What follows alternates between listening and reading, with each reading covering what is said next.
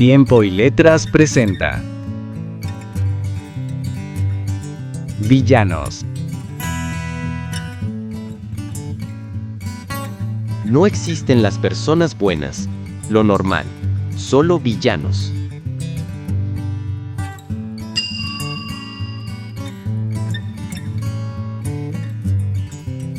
Carta 5. El sueño americano. Justo hoy cumplí 3 meses en México. Regresé a mi país luego de 35 años y sinceramente tengo una sensación muy extraña. Es complicado asimilar que a mis 55 años estoy llegando a la parte final de mi vida productiva y realmente nunca hice nada de provecho y jamás construí cimientos fuertes que me permitieran finalizar tranquilamente mi vida. Decidí migrar a los Estados Unidos poco después de cumplir 20 años. Tengo 4 hermanos, 3 de ellos mayor que yo y uno menor. Los motivos que tuve para irme de mi país fueron varios. Nunca fui una buena estudiante. Por tal motivo, si le soy sincera, no me veía cursando una carrera. De hecho, con gran esfuerzo apenas si pasé la secundaria y por ello decidí no continuar mis estudios universitarios. A las pocas semanas de salir de la escuela, pude encontrar empleo en una tienda que distribuía comida para ganado. Estuve aproximadamente 6 meses para luego renunciar. El motivo, un sueldo bastante bajo, una jefa bastante exigente y largas jornadas laborales que prácticamente me dejaban sin energía. Al renunciar a ese empleo, busqué colocarme en otro lado. Sin embargo, me fue muy difícil encontrar algo mejor de lo que ya tenía. Las condiciones laborales eran igual o peor de las que antes tenía, por lo cual estuve prácticamente 2 meses en casa sin hacer nada. Esta situación no tenía nada contentos a mis papás, por lo cual mi madre me exigió hacerme cargo de los cuidados del hogar, pero sobre todo del cuidado de mi hermano menor. Para ese tiempo, uno de mis hermanos mayores ya había migrado hacia Estados Unidos y yo me daba cuenta de que su situación económica era buena. El dinero que enviaba a mis padres era prueba de ello. Por lo cual, luego de acumular una gran frustración por no conseguir trabajo y acumular un hartazgo a mis padres por el hecho de haberme convertido prácticamente en su sirvienta, hizo que tomara la decisión de irme con mi hermano mayor. Estoy hablando que eso fue hace poco más de 35 años. En ese tiempo, el cruzar para el otro lado no era tan complicado como lo es hoy. Bastaba con tener un contacto fiable y el pago de una cantidad relativamente decente para poder cumplir lo que hasta hoy en día llaman el sueño americano. Hablé con mis papás para hacerles saber mi decisión y con la ayuda económica de mi hermano, más una parte del ahorro de mis papás, en menos de un mes ya estaba viviendo en casa de mis hermanos en Houston, Texas. Realmente me gustó mucho el lugar al que llegué. Si bien no era de los mejores barrios, por mucho superaba en orden y limpieza en comparación al pueblo donde vivía en México. Pero sobre todo, y lo más importante, fue que en menos de 2 semanas ya había conseguido empleo realizando labores de limpieza en unas oficinas que se encontraban en el centro de la ciudad. Sin embargo, no pasó mucho tiempo para que empezaran las incomodidades en casa de mi hermano. Primero fue la dificultad que involucraba el dormir en la sala. La falta de privacidad y el hecho de sentir que se invade un lugar que no estaba destinado para descansar provocaron una molestia que día a día crecía, ya que a pesar de pagar una renta por ese espacio, no se respetaban los términos en cuanto a horarios de descanso y respeto a la privacidad de mis objetos personales. Sumando a esto, mi hermano tenía 2 hijos. Ambos eran muy pequeños, un niño de 8 años y una niña de 5 años. Los primeros días mi relación con ellos, y en general con toda la familia, fue perfecta. Si bien notaba un cierto desinterés y apatía de los niños por mi presencia, esta fue desapareciendo para posteriormente ir rompiendo el hielo, pero para mal. Los juegos constantes de los niños cerca de mi lugar de descanso, los gritos y chillidos de ambos, sobre todo de la niña por las constantes peleas entre ellos, me sacaban de quicio, ya que parecía que lo hacían justo cuando llegaba del trabajo. Una situación que fracturó la relación entre mi hermano y yo fue una noche en la cual llegaba del trabajo. Ese día precisamente había sido un día bastante pesado, en el cual la limpieza se hacía de fondo y más aún por la falta de tiempo y actividades extra, tuve que quedarme 4 horas más y en vez de llegar a las 7 de la noche como normalmente lo hacía, ese día llegué casi a medianoche. Justo en el camino, poco antes de llegar a casa, pensaba en la suerte que tendría de llegar y encontrar todo apagado así sin ruido. Pero no fue así. Ese día era miércoles, mitad de semana, y mi hermano había invitado un par de amigos, mismos que llevaban también a sus hijos. La música era alta, y el humo del cigarrillo se extendía por casi toda la casa, y su olor se impregnaba en todas mis sábanas. El punto detonante fue que ya eran casi las 2 de la mañana. Tanto los niños de mi hermano como los de sus amigos salieron de uno de los cuartos para jugar con la pelota en la sala, justo a un lado de mi cama. Fueron varios los pelotazos que recibí. Faltaban menos de 4 horas para volverme a levantar, y yo seguía sin poder dormir por el ruido y los constantes gritos. Me incorporé del sillón y con la mirada perdida me quedé viendo cómo jugaban los niños. Pocos minutos después, mis 2 sobrinos comenzaron a pelear. Salí de mi mirada perdida justo con el chillido tan agudo de mi pequeña sobrina. Su hermano le estaba pegando cuando me levanté y lo separé jalando al niño del brazo. Si bien el motivo era separarlos, quiero confesar que sí lo hice bruscamente, ya que el cansancio, el hartazgo, pero sobre todo el aturdimiento de los berridos de mi sobrina hizo que explotara y jalara de más al niño. El niño se espantó, de más. Lo deduje por la cara que puso. Los demás niños callaron y el niño se fue gritando en busca de su mamá. La situación que se generó después fue muy vergonzosa. Mi cuñada fue hacia mí y enfrente de todos me reclamó el haber agredido a su hijo.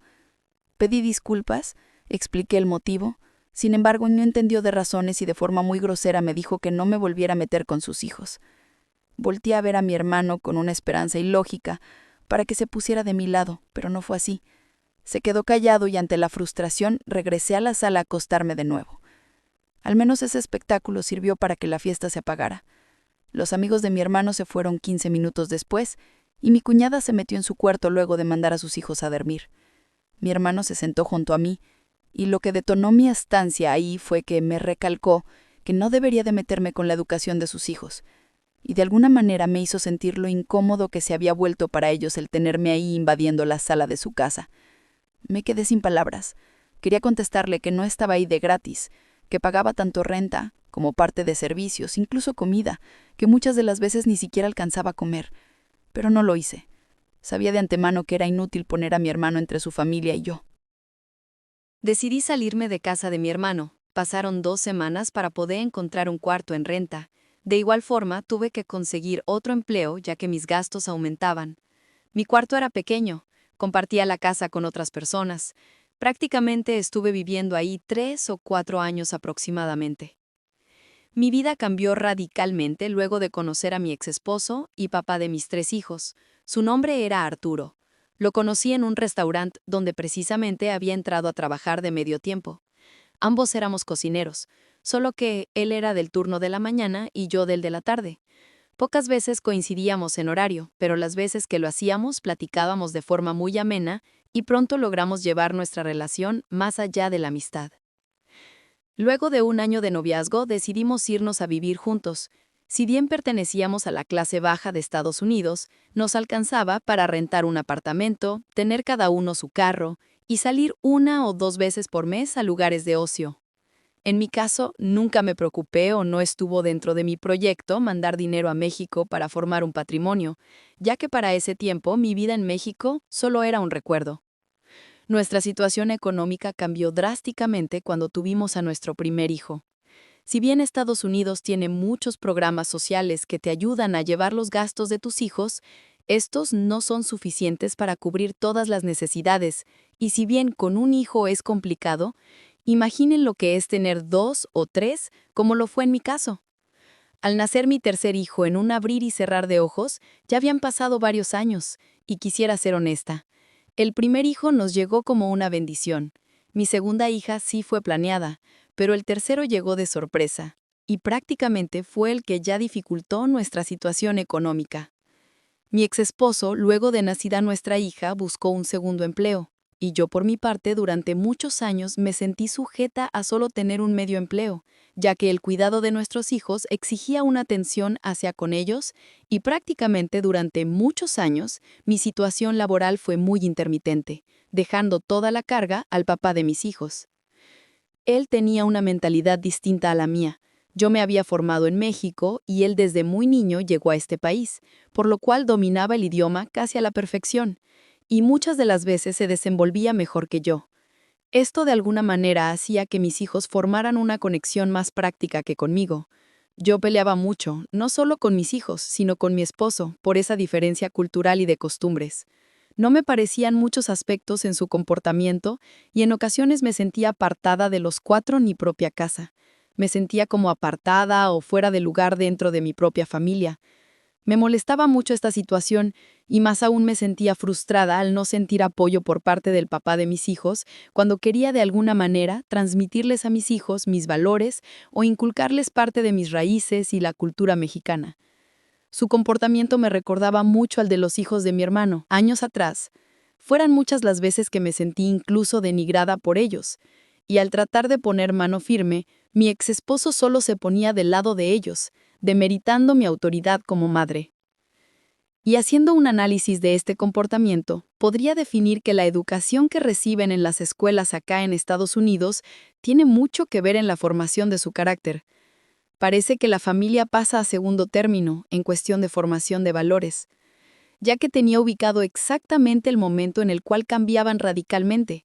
Es decir, a los 5 o 6 años, justo antes de entrar a la escuela, mis hijos eran mis bebés y yo era su mamá. El cariño y conexión que teníamos era muy grande, pero entraban a la escuela y conforme pasaban los meses, cambiaban de tal forma que se volvían ausentes. Dejaban de hablar. Para empezar, olvidaban el español. Su sentido del humor y su semblante se hacía ríspido y pedante. Ya no miraban a los ojos. Al estar con ellos parecíase que no existías, y se volvían arrogantes, mal encarados, y de alguna manera siempre me hacían sentir como que se avergonzaban de mí.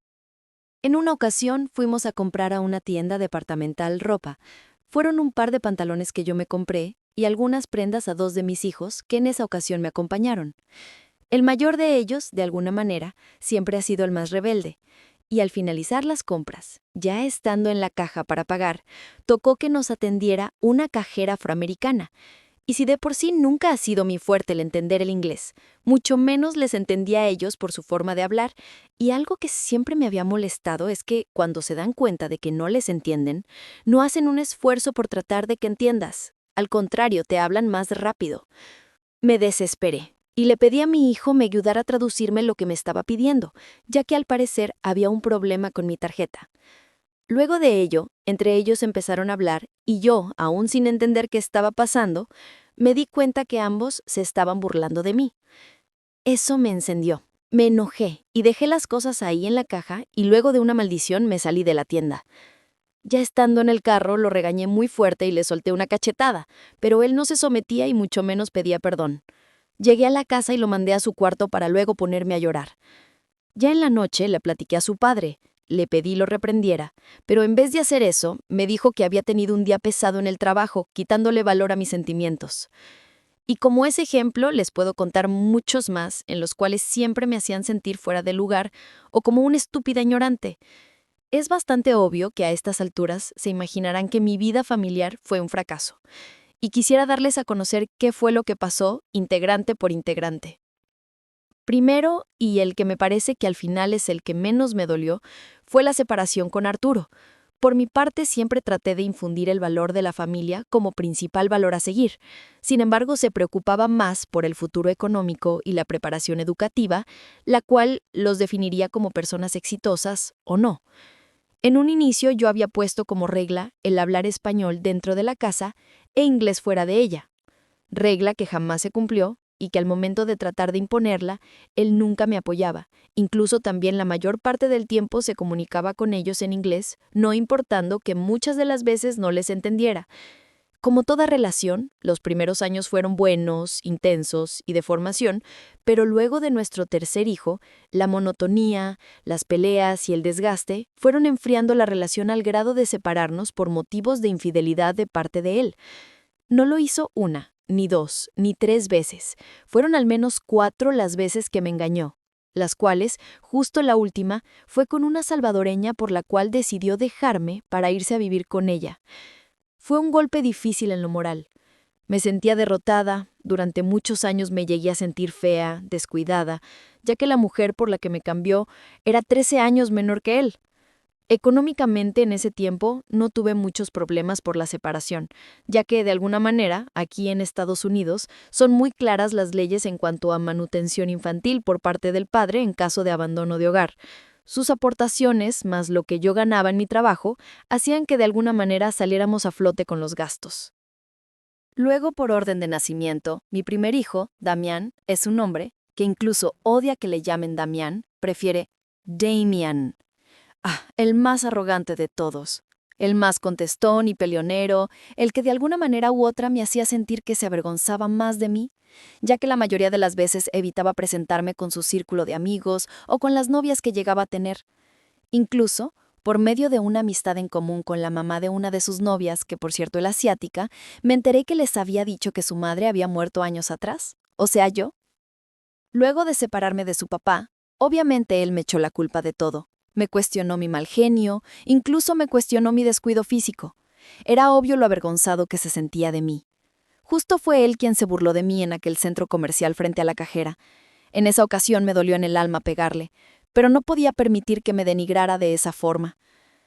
Luego, un par de semanas después, de su escuela me llamaron para tener una plática con su orientadora escolar, donde prácticamente se me acusó de violentar a mi hijo, y como castigo el tener que acudir 2 veces por semana al psicólogo para controlar mi ira, finalizando con una pequeña amenaza en la cual si se repetía una situación similar, se turnaría a las autoridades judiciales para la posible separación de mi hijo. No tienen idea lo mucho que decepcioné de él. Era mi primogénito, mi orgullo, el primer amor de mi vida. Damián se fue de la casa 2 meses después de ese incidente. Para ese tiempo ya faltaban pocos meses para cumplir los 18 años. A pesar de que sería ya mayor de edad, aún tienen ciertas restricciones que se mantienen hasta que cumplen los 21 años. Y precisamente el hacer valer una de esas restricciones fue el motivo por el cual decidiera irse a vivir con su papá, ya que luego de un par de semanas del incidente en el centro comercial, mismas semanas en las cuales no me dirigió la palabra, se acercó a mí y me informó que empezaría a fumar marihuana y que estaba en su derecho de hacerlo. Obviamente no se lo permití, ni dentro de la casa ni en el patio trasero. Una vez más eso causó un enfrentamiento con él y no estaba dispuesta a ceder en ese aspecto. Al menos en ese tema, tenía la ley de mi parte. Y a pesar de argumentarme que la mayoría de sus compañeros ya fumaban esa hierba, yo me mantuve fuerte en mi decisión de no dejar hacerlo.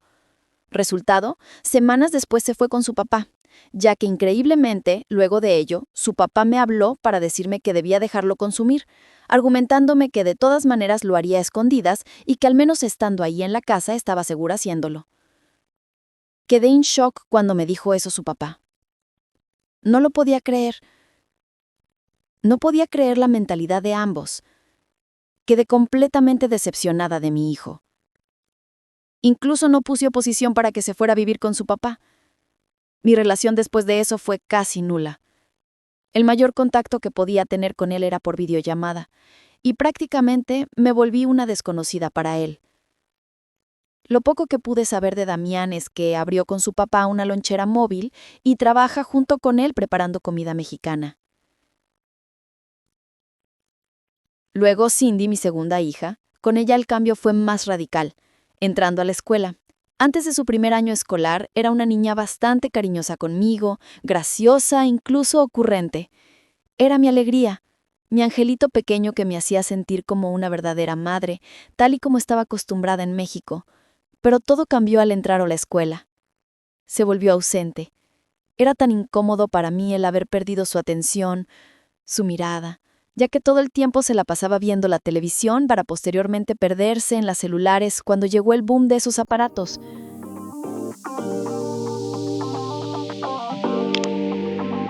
Si te está gustando esta historia, dale like o comenta para poder generar más contenido. Si conoces a alguien a quien le gustaría escucharnos, comparte. Muchas gracias.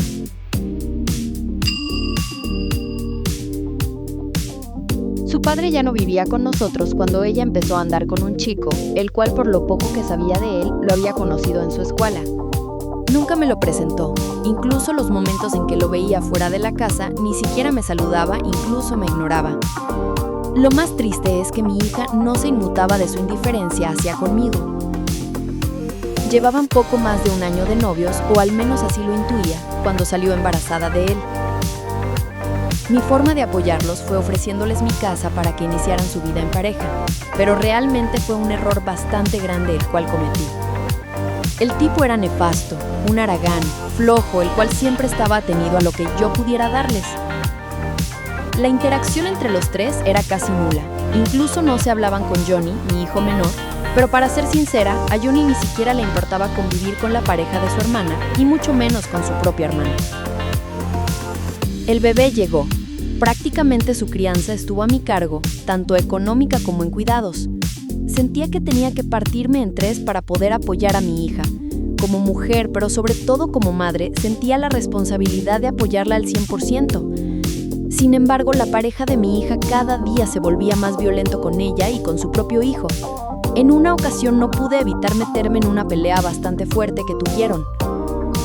Ese día salí un poco temprano del trabajo, pero antes hice una parada en la farmacia para comprar pañales y artículos de limpieza que necesitaba mi nieto. Al llegar escuché gritos. Pasé por la habitación de Johnny y la música estaba a todo volumen, por lo cual intuí que ni siquiera estaba al tanto de los gritos que salían del cuarto de su hermana. Al entrar, la escena que vi que dejó impactada, el bebé estaba en el piso llorando. Intuí que se había caído de la cama, pero lo peor es que vi a mi hija y a su pareja tomados, ambos de los cabellos, y mi hija ensangrentada de la boca. Mi primera reacción fue correr por el bebé y ponerlo en la cama. No me dio tiempo de tranquilizarlo, ya que inmediatamente después me fui a los golpes en contra del maldito que estaba golpeando a mi hija. Al darse cuenta de que prácticamente estaba encima de él golpeándolo, de un cabezazo mandó a mi hija al rincón del cuarto y a mí me empezó a dar puñetazos mismos que sentía en varias partes de mi cuerpo. Al verme en inferioridad física, vi una navaja que el tipo siempre cargaba con él, pero que en ese momento estaba sobre un buró. La tomé y lo amenacé. Él creía que no me atrevería a usarla, pero al tratar de acercarse de nuevo a mí la empujé contra él sin tener éxito, ya que la esquivó. Pero a pesar de ello se espantó, ya que se dio cuenta de que no estaba jugando. Sin soltarla le exigí saliera de mi casa o llamaría a la policía. Él tomó su chamarra y metió rápidamente unas cosas personales en su mochila y salió huyendo del lugar sin antes lanzarme todo un repertorio de insultos y amenazas. Fue una noche triste. Gracias a Dios el bebé no había sufrido daño mayor, aunque fue muy difícil lograr que dejara de llorar. Tuve que pedir permiso en el trabajo para poder atenderlos a ambos, sin olvidar también que ahí seguía Johnny. Los días pasaron, no quería presionarla de más, pero quería saber qué era lo que iba a hacer, qué planes tenía, con su bebé, con ella, incluso las acciones que tomaría en contra del papá de su hijo. Pero al tocar el tema se molestaba y me ignoraba por completo. Ya en ese tiempo Arturo tan solo aportaba dinero para mi hijo menor, por lo cual tenía que trabajar bastantes horas para poder sacar el gasto de la casa.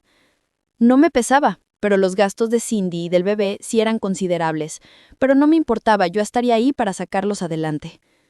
Aunque el cansancio y el estrés del trabajo provocaba que en ocasiones estuviera de mal humor y que constantemente estuviera peleando con mi hija, sobre todo por lo descuidada que era con su hijo. La gota que derramó el vaso fue una ocasión en la que ya llevamos días peleando. Ella prácticamente no hacía nada en cuestión de las labores del hogar. Incluso yo no le exigía nada, con la condición de que mantuviera bien al niño. Una noche llegué a casa, como la mayoría de las veces, sumamente estresada, cansada y desvelada, ya que llevaba días de no dormir bien, ya que mi nieto cumplía ya 1 semana de estar enfermo. Un par de veces lo llevamos al médico, mismo que nos decía que no era grave. Tan solo una pequeña infección estomacal, pero que sí necesitaba cuidados constantes. Conforme pasaban los días y luego de poner estricto cuidado en su alimentación y en sus medicamentos, notaba cierta mejoría, pero aún así era muy difícil que mantuviera un sueño constante, por lo cual me levantaba hasta 5 veces por noche para atenderlo y lograr que dejara de llorar. Pero justo ese día, luego de llegar a casa, vi al niño sobre su sillita tomando de su mamila no leche, sino Coca-Cola. Yo casi me infarté, y más aún cuando vi que mi hija estaba sentada sobre el sillón, perdida en su celular, mensajeándose con alguien. Me alteré demasiado. Se me juntó el cansancio, el estrés, pero sobre todo la preocupación por mi nieto al verlo tomar refresco en vez de leche. Inmediatamente le reclamé a Cindy, y más me puse agresiva al ver que ella me volteó los ojos y me dijo que era su bebé y que ella sabía qué hacer con él. No les voy a mentir, la insulté e incluso me dieron unas ganas tremendas de golpearla, pero lo único que me salió decirle es que, si bien era su hijo y no el mío, estaban en mi casa y en mi casa las reglas las ponía yo, y que si no le gustaba, buscara a dónde irse. Y así fue. Al otro día, al regresar del trabajo, luego de no llamarla en todo el día, desapareció de la casa. Me espanté, le pregunté a Johnny y él, como siempre ausente, me dijo que desde la tarde se había salido junto con el bebé. No pude dormir toda la noche. Su celular se mantenía apagado. Una vez más pedí permiso en el trabajo para faltar al otro día y así poder ir a buscar a mi hija, o incluso ir a la policía, ya que en ocasiones pensaba lo peor. Al otro día temprano fui a un par de casas donde sabía que vivían algunas de sus amistades, pero fue inútil. A punto estuve de ir a la policía cuando recibí un mensaje de ella. Me puso que no me preocupara por ella ni por el bebé, que estaban con el papá de su hijo y que se darían una oportunidad para estar juntos. Me pidió que le diera un tiempo sin buscarla para asimilar lo que nos había pasado, pero sobre todo para poder iniciar de nuevo con su pareja y su hijo.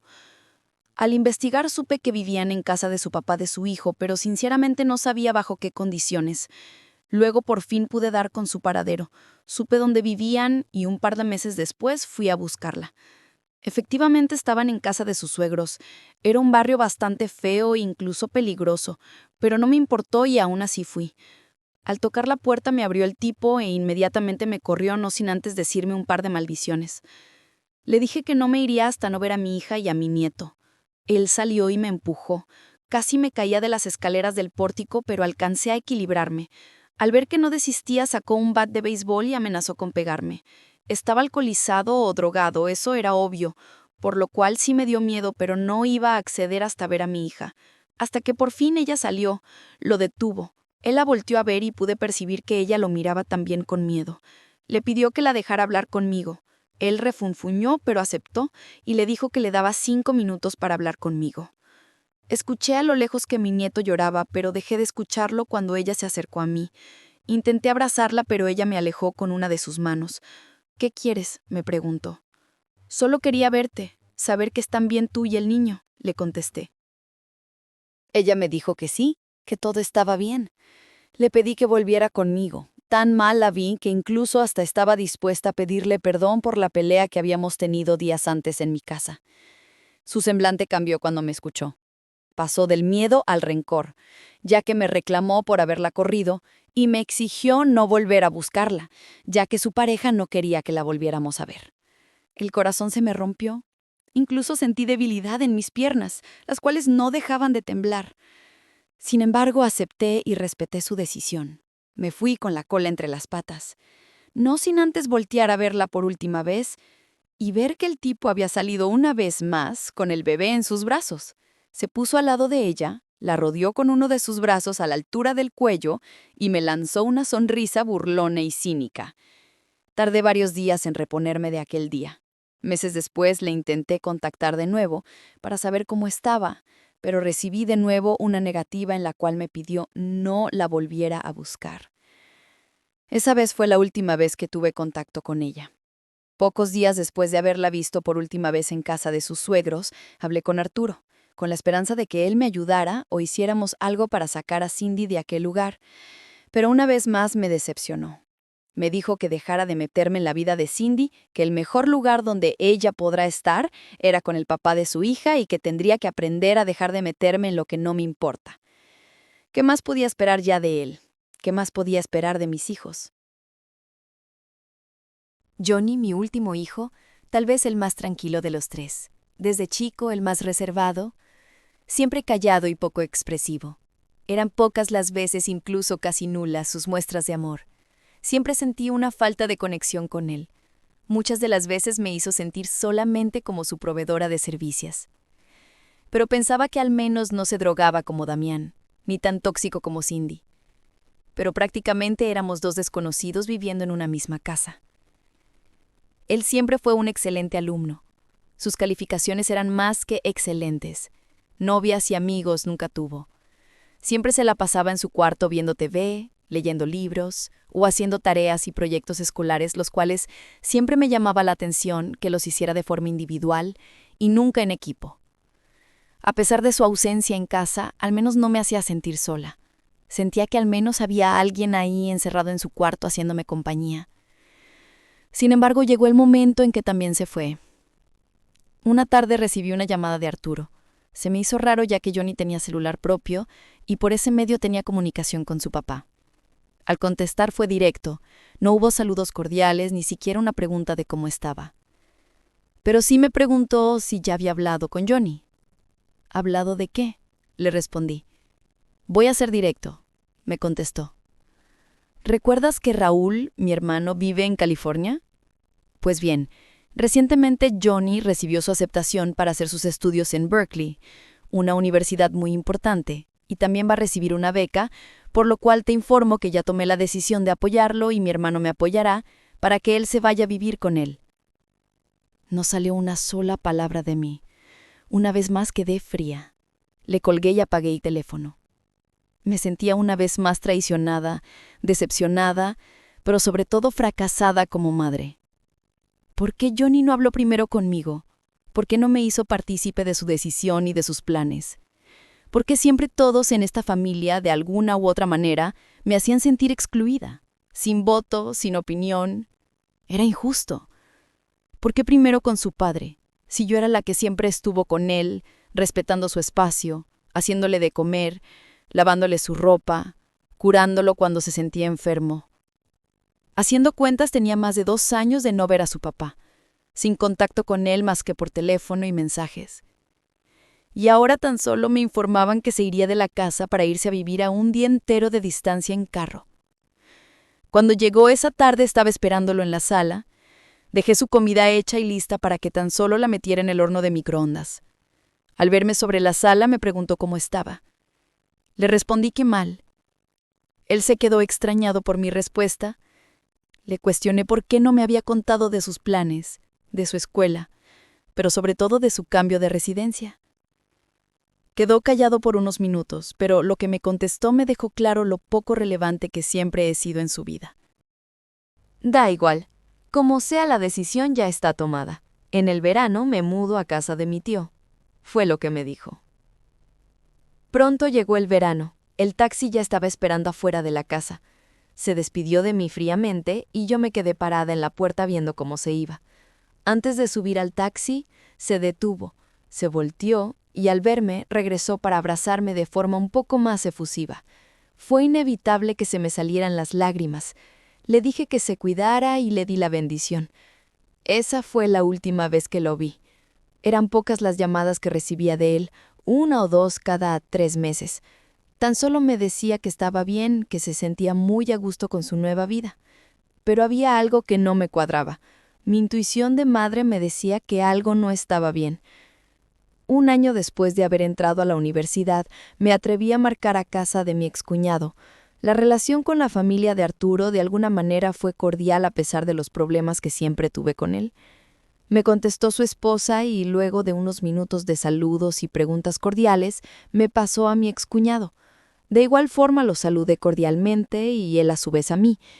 Lo que me dejó helada fue que al preguntar por mi hijo, me dijo que tenía ya 4 meses que no vivía con él. Me sorprendí bastante. Incluso pregunté si habían tenido algún problema con él. Me respondió que no, que al contrario, que él era bastante reservado, pero que incluso el papá de Johnny ya estaba enterado. Esa parte no me extrañó. De alguna manera ya me había acostumbrado a que el imbécil de mi exmarido siempre me excluyera de todos los temas relevantes. Lo único que sabía mi excuñado era que se había ido a vivir con 2 amigos a un departamento que le quedaba a 20 minutos de su escuela. Una vez más quedé decepcionada, pero al menos ya me estaba acostumbrando a esa sensación. Las llamadas con Johnny cada vez eran más escasas. Hubo un año en que tan solo recibí 2 llamadas de él, una en mi cumpleaños y otra el Día de la Madre. Era tan poco nuestro contacto que decidí abrirme un perfil de Facebook para poder hablar con él. Una compañerita de mi trabajo me ayudó a abrir mi perfil, ya que siempre he sido muy bruta para manejar las computadoras o los celulares. Puse mi mejor foto para que Johnny no me viera tan vieja como sentía que ya me veía, pero nunca respondió. Me dijo mi compañera que tal vez no le había llegado, entonces cancelamos la solicitud y la volvimos a enviar, pero de igual forma tampoco me la contestó. Al ver mi decepción, mi amiga me propuso ella fuera la que le enviara la solicitud para ver si a ella sí la aceptaba. Antes de terminar el turno se la envió y quedamos en espera de su respuesta. A los 2 días le pregunté a mi amiga si ya le había contestado su solicitud de amistad y ella se quedó callada. Me quedé extrañada y le pregunté qué pasaba. Ella me respondió que le daba mucha pena, pero que desde ese mismo día en la madrugada ya le había aceptado su solicitud de amistad. ¿Y? Le pregunté con alegría. ¿Qué pasa entonces? Pues velo tú mismo. Y me pasó su celular con todas las fotos del perfil de mi hijo. Ahí estaba él. Fotos en su universidad, con sus amigos, muchos, pero muchos amigos, fiestas, eventos, premiaciones, marchas. Marchas, pero en defensa de los gays. Aclaro desde ahorita, no tengo nada en contra de ese grupo. Si bien vengo de una familia conservadora, con todo lo que he pasado y visto en este país, me he acostumbrado, incluso me he vuelto defensora de ellos cuando en algunos momentos he podido participar con mi opinión en alguna plática del trabajo o en alguna reunión. Pero verlo ahí en esas fotos me impactó. En la mayoría de ellas salía con un chico, bastante guapo, alto. Me parecía era gringo por sus rasgos, pero él se veía bastante femenino. Si bien no se vestía de mujer, siempre salía con gestos y posiciones muy sugestivas y claramente afeminadas. Eso sí se veía bastante feliz, pero había una sensación en mí que no puedo explicar, pero que muchos días me causó dolor de estómago. Pasé días pensando en él. Dudé mucho en marcarle directamente, pero no me atrevía. Quería escucharlo, quería decirle que no me importaba su condición sexual o cómo se diera, aunque en el fondo no estaba segura si en verdad me daba igual. Pero aún así es mi hijo. Quería escuchar al menos su voz, pero no me atrevía. Lo único que se me ocurrió, y claramente fue un error, fue marcarle a su papá para preguntarle si al menos con él sí tenía más contacto. Pero al marcarle quedé aún peor de lo que ya estaba. ¿Cuál hijo?, me preguntó cuando le cuestioné si sabía algo de Johnny. ¿Cómo que cuál hijo?, le respondí una vez más extrañada. Yo no tengo hijos maricones, me respondió. Su respuesta me sacó de mis cabales. Frustrada y sumamente molesta, empecé a defender a mi hijo, pero él me decía que se había vuelto así por mi culpa, que si él se hubiera ido con él, junto con su hermano mayor, no se hubiera vuelto un afeminado. Quería seguir diciéndole más insultos, pero sinceramente ya no me salía nada más. Ya no tenía palabras que decir. Solo le colgué, y esa vez fue la última vez que hablé con él. Quisiera decirles que en algún momento de esta historia me fue bien, pero no es así. A pesar de mi edad, aún tengo la esperanza que al menos los últimos años de mi vida me vaya bien, aunque sinceramente no estoy muy segura de eso. Luego de que Arturo se fuera de la casa, en la parte económica no me vi tan afectada, ya que recibía pensión en proporción de los 3, y como segundo ingreso, luego de que Johnny terminara la secundaria, pude regresar a trabajar y tenía un ingreso extra. Sin embargo, conforme fui perdiendo mis hijos uno a uno, la pensión fue disminuyendo, y contrario a eso, mi ingreso laboral no mejoraba. Poco después de que Johnny se fuera, dejé de recibir la pensión y comencé a depender al 100% de mi ingreso. Muchos años viví al día. Tuve la necesidad de volver a encontrar un segundo trabajo de medio tiempo para poder alcanzar a salir con mis gastos, ya que la vida año tras año se volvía más cara y los salarios no aumentaban tanto en comparación con los precios. Y por otra parte, mi situación legal no ayudaba del mucho. Fueron muchas las opciones que tuve para poder arreglar papeles durante todos estos años. El papá de mis hijos era ciudadano americano, pero nunca nos casamos. Pude arreglarlo por concubinato, pero se me hacía indignante hacerlo por ese medio. También pude arreglarlo por medio de mis hijos cada que cumplían su mayoría de edad, pero como se habrán dado cuenta, mi relación con ellos nunca fue la ideal. Incluso en una ocasión fui asaltada por un par de afroamericanos saliendo del trabajo, y era motivo para arreglar papeles, pero de igual forma no tenía el tiempo, ni el dinero, ni mucho menos ganas para hacerlo. Un año antes de tomar la decisión de regresar a México, el restaurante donde trabajaba y que era mi mayor fuente de ingresos cerró por cuestiones sanitarias de la ciudad, y tan solo me quedé con el ingreso de mi trabajo de medio tiempo. Como podrán darse cuenta, con un medio salario es imposible vivir aquí. Tan solo pude sostener mi departamento 3 meses y después de ser desalojada pude conseguir un cuarto compartido con otra señora. Me inscribí en algunas asociaciones de apoyo latino para poder recibir estampillas para comida y para otros servicios, pero las filas eran largas y cada vez se me hacía más desgastante. Sumado a eso, mi madre, en México, enfermó. Por su edad ya era necesario tenerla en silla de ruedas. Mi papá tenía 9 años de haber fallecido. Para mí fue un golpe muy fuerte no haber podido estar con él en sus últimos días, pero fue algo que fue dejando de doler poco a poco conforme pasaban los años. Un día mi hermano, aquel con el que había llegado aquí a vivir recién llegué a este país y que prácticamente me había corrido de su casa, me marcó y me dijo que necesitaba hablar conmigo. Nos citamos en un McDonald's que quedaba cerca del cuarto donde vivía. Al verlo, fue una sensación rara. Me sentía avergonzada, tipo fracasada, aunque también dolida con él, ya que de alguna manera lo hacía responsable de todo lo que me pasó. Fue por el poco apoyo que recibí de él mientras vivía en su casa. Pero no tocamos para nada ese tema. Me dijo que se había encontrado a mi hijo mayor en una cafetería del centro, me dijo que lo había visto con su esposa y que ya estaban esperando a su primer hijo.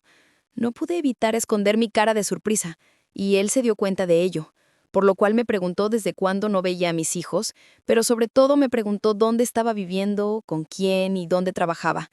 Quise mentir por orgullo, pero ya no tuve fuerzas para disimular, y le dije en lo que se había convertido mi vida. Lloré discretamente y él me tomó de la mano. Por primera vez, desde hace muchos años, sentía una mínima muestra de cariño. Cambiamos de tema y me preguntó si sabía la situación de nuestra madre, y de ahí se aprovechó para hacerme una propuesta.